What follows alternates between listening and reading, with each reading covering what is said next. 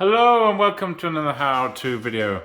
Today I'm going to show you how to remove a fluorescent bulb from an under cabinet fitting in the kitchen. It looks quite straightforward initially. You just think, oh, I'll pull this out, but it won't budge. And then you think, oh, maybe I can pull something here and do it. No. So what you've got to do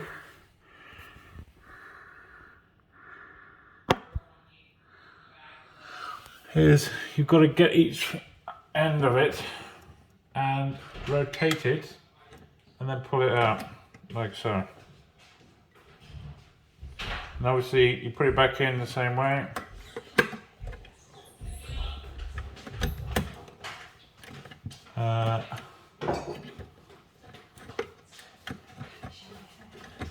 And then you rotate it to lock it in place. Well, hope you've enjoyed this video. If so, please like, share and subscribe for more. Thanks for watching.